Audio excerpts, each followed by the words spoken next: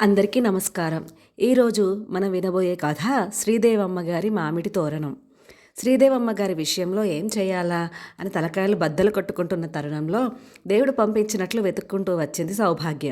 శ్రీదేవమ్మ గారికి 70 దాటాయి. ఆవిడ భర్త హయాంలో కట్టిన పెద్ద ఇల్లు ఉంది.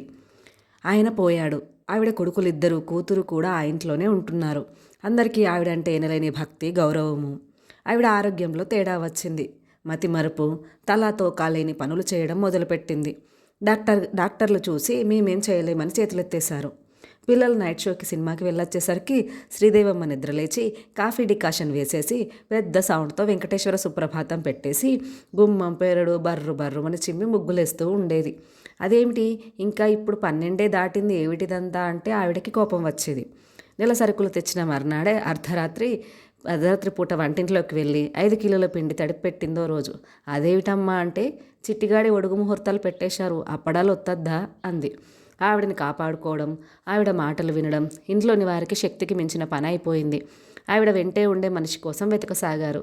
ఆ సమయంలో ఆ వార్త ఎవరి ద్వారానో విని వెతుక్కుంటూ వచ్చింది సౌభాగ్య. ఆవిడ వయసు 50. ఊళ్ళో ఉన్నదంతా ఊడ్చుకుపోయింది. ఆవిడకు కొడుకున్నాడు, పేరు ఆనందే కానీ వాడి వాళ్ళ తల్లికి వీసమంత ఆనందం లేదు సరికదా, తలనొప్పి. డిగ్రీ దాకా చదివాడు. ఉద్యోగంలో చేరను, వ్యాపారం చెయ్యను అని కుండ బద్దలు కొట్టి మరీ చెప్పాడు. సినిమా రంగంలో కానీ టీవీ రంగంలో కానీ ప్రవేశించి పెద్దవాడైపోవాలని ఆశ. అప్పుడెప్పుడో ఎవరో జ్యోతిష్యుడి తన హస్తం చూసి అదృష్టరేఖ జెర్రిగొడ్డులా ఉంది, పైకొస్తావు అన్నాడట. దాంతో మరింత నమ్మకం ఏర్పడింది. హైదరాబాద్లో అతనికి కొంతమంది మిత్రులు ఉన్నారు. వాళ్ళు ఇంకా ప్రయత్నాల దశలోనే ఉన్నారు. హైదరాబాద్కి తమ ఊరికి తిరుగుతూ అవకాశం కోసం ప్రయత్నిస్తున్నాడు ఆనంద్. అటువంటి పరిస్థితుల్లో వసతి, భోజనం ఉచితం, అదే కాక కొంత జీతం కూడా ఇస్తామని శ్రీదేవమ్మ గారి పిల్లలు వెతకడం, వారికి వీరికి ఏదో బీరకాయ పీచు బంధుత్వం కూడా ఉంది. సౌభాగ్యం, ఆట, మంచితనం చూడగానే నచ్చాయి వాళ్ళకి. నాతో పాటు నా సుపుత్రుడు కూడా ఉంటాడు అంది సౌభాగ్య. ఆనంద్ని ఎగాదిగా చూశారు వాళ్ళు. చురుగ్గా చాకులా ఉన్నాడు కుర్రాడు. ఏం చేస్తున్నావంటే ఇలా ప్రయత్నాలు చేస్తున్నానని చెప్పాడు. పొద్దున్నే వెళ్ళి ఏ రాత్రికో వస్తాడు, ఇంటి పట్టున ఉండడు అంది సౌభాగ్య. ఇంటి వారికి ఏమీ అభ్యంతరం అనిపించలేదు. కుర్రవాడు ఏదైనా అవసరం పడితే ఆదుకుంటాడు అనుకున్నారు. ఇంట్లోనే ఓ గది ఇచ్చారు వాళ్ళకి. సౌభాగ్య దినమస్తమానం శ్రీదేవమ్మని కనిపెట్టుకుని ఉండేది. ఆనంద్ తన ప్రయత్నాల్లో ఉన్నాడు. అతనికి రచనలంటే మక్కువ. ఏదైనా సీరియల్కి స్క్రిప్ట్ రాయాలని ఆశ. అలా అని దానికోసమే పట్టుబట్టి కూర్చోకుండా ఏ పని దొరికినా చేస్తాడు. ప్రస్తుతం ఒక రచయిత దగ్గర పని దొరికింది. అతని వెంటే ఉండడం, చెప్పిన పని చేయడం. రోజుకి ఓ 50 చేతిలో పెడుతున్నాడు అతను. పసిచ్చాడు, భోజనం కూడా పెడుతున్నాడు. ఆ రచయిత ఒక ఛానల్ వారికి కథ వినిపించే పనిలో ఉన్నాడు. ఛానల్ వారికి కథ వినిపించి ఓకే అనిపించుకోవడం ఆషామాషి వ్యవహారం కాదు. ముప్పు తిప్పలు పెట్టి 3 చెరువుల నీళ్లు తాగిస్తారు. వాళ్ళకేం కావాలో వాళ్ళకే తెలియదు. కాలుకేస్తే వేలికేసి, వేలికేస్తే కాలుకేసి కాల్చుకు తింటారు. ఆవకాయ అందరూ ఇష్టపడతారు కాబట్టి అదే కావాలి. కానీ మూస పద్ధతిలో ఆవపిండి, కారం, ఉప్పు కాకుండా వేరే పదార్థాలు వాడాలి.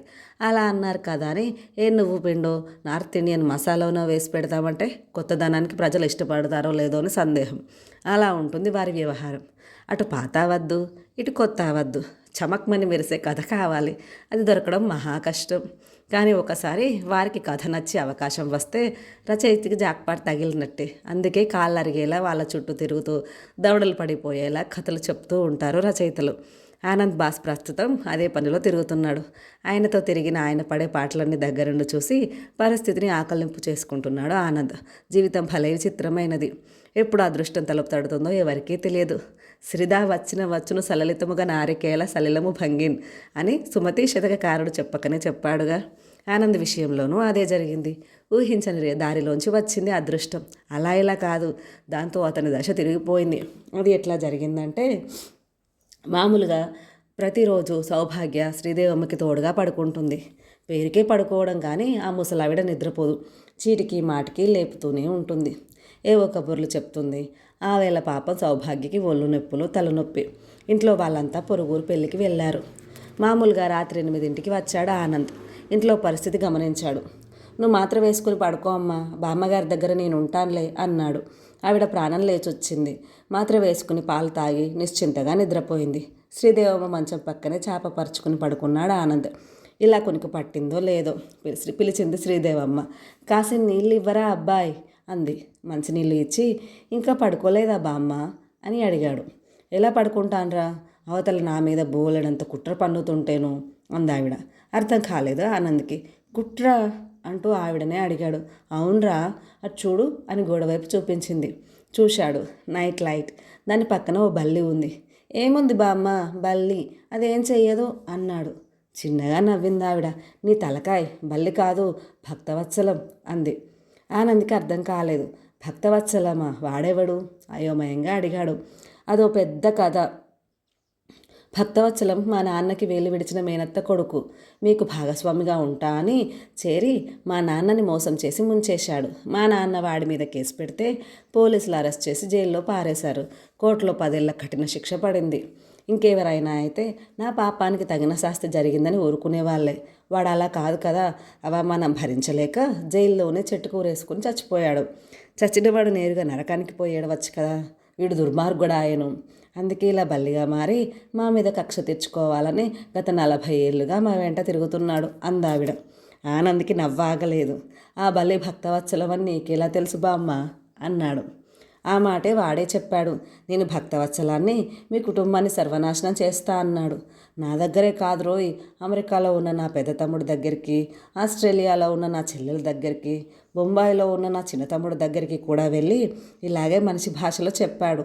ఈ భక్తవత్సలం అన్ని దేశాలు అన్ని ఊళ్ళు తిరుగుతుంటాడా బామ్మ అని అడిగాడు ఆనంద్. ఎందుకు తిరగడు, బల్లి వేధవ. వాడికి వీసా కావాలా, పాస్పోర్ట్ కావాలా, టికెట్ కూడా కొనక్కర్లేదుగా, ఎక్కడికైనా వెళ్తాడు అందావిడ. ఈసారి నవ్వలేదు ఆనంద్. మరి ఈ బల్లి ఇన్నేళ్లుగా మీ చుట్టూ తిరుగుతున్నా పగ తీర్చుకోలేదా అని అడిగాడు. ఏడిశాడు వేధవ. మాకు మరకట మహాన్ స్వామి వారి అండదండలున్నాయి. మరకట మహాన్ స్వామ, వాడెవడు? చెంపలేసుకోరా వేధవ, ఆయన మహానుభావుడు. వాడు వీడు అంటే కళ్ళు పోతాయి అందావిడ భక్తిగా లెంపలేసుకుని. సర్లే, పొరపాటైంది. వారెవరు? మహామాంత్రికుడు. భూతపేత పిశాచాలన్నీ ఆయన అధీనంలోనే ఉంటాయి. ఢాకిని వాళ్ళింట్లో గిన్నెలతో మీ ఇల్లు తుడిచిపోతుంది. కాపాలిక వంట చేసిపోతుంది. బేతాళుడు పొద్దున్నే వచ్చి పాలు పేపరు ఇచ్చిపోతాడు. ఓహో అలాగా, ఒళ్ళంతా చెవులు చేసుకుని వినసాగాడు ఆనంద్. ఆయన మా కుటుంబానికి ఫ్యామిలీ మాంత్రికుడు. ఆయన ఈ కుట్ర కనిపెట్టి దానికి విరుగుడు చేశాడు. అంటే తాయెత్తులు కట్టాడా బామ్మ? ఆయన తాయెత్తులు ఎందుకు కడతారా? అదిగో ఆ కిటికీలో ఏముందో చూడు అంది. అటు చూశాడు. కిటికీలో పిల్లి పడుకొని ఉంది. ఇంతటితో శ్రీదేవి అమ్మగారి మామిడి తోరణం అనే కథలోని మొదటి భాగం పూర్తయింది. Thanks for watching. ఈ స్టోరీ మీకు నచ్చినట్లయితే లైక్ చేయండి, షేర్ చేయండి అండ్ కామెంట్ చేయండి. ఈ కథని మనకు అందించిన వారు శ్రీమతి పొత్తూరు విజయలక్ష్మి గారు. Thanks for watching.